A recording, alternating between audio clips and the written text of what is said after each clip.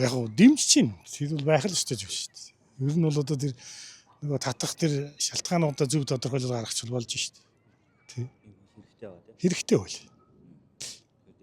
Дэмжиж байна. Монгол улсын энэ ерөнхийлөгчийн энэхүү санаачилсан хуулийг 100% одоо иргэн хүний хувьд одоо цаашдаа ирээдүйн үр хүүхдийнхаа төлөө улс орныхоо төлөө бол энэ хуулийг батлаад хэрэгжүүлнэ гэдэг тэтгэлтэй байна. Эрх ашигын бус өөрийнхөө хувийн төлөө, гадны бодлогын төлөө одоо үйлчилж байгаа улсын хурлын гишүүдийг бид нар татан болгох шаардлагатай. Ямар нэгэн компани ч юм уу, ямар нэгэн эрх ашигын төлөө ажиллаж байгаа, иргэдийн төлөө ажиллах байгаа улсын хурлын гишүүдийг заавал татан болгох хэрэгтэй. Энэ хууль байх ёстой гэж үзэж байна.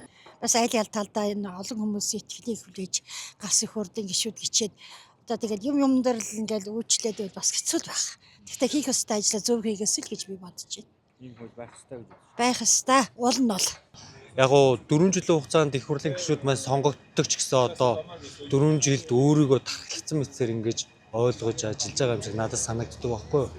Тийм учраас би өөрөө сонгосон хүнийхээ хувьд ямар нэгэн байдлаар ёс зүйн зөрчил эсвэл одоо улс орон тэмээ иргэдэд хор хөнөөтэй хууль мөл дээр одоо нэр бүхий хамаарахсан тохиолдолд эргүүлэн татах тийм нэгэн нөхцөл байдаг бол гэж боддог байхгүй.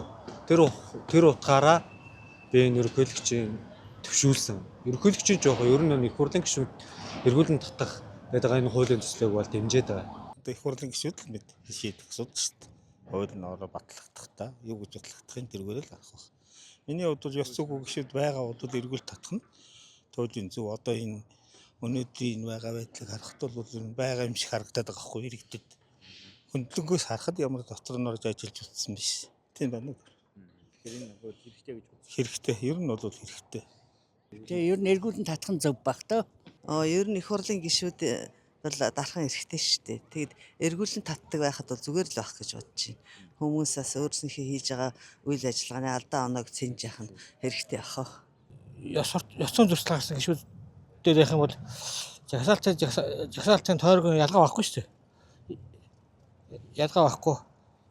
Хариуцлага алдсан бол хариуцлага алдсан гишүүдээр бол ялгаагүй хариуцлага тооцох хэрэгтэй.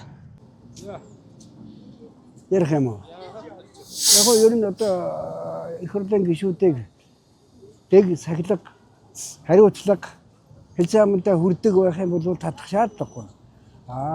Тийм байхгүй бол одоо бас татах шаардлагатай гэж үздэг байхгүй юу?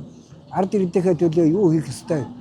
Тэр юм хийх, үндсэн үүргээ биелүүлэх, гээд өөрийгөө эрх тархтай байлгаад авах нь чухал биш.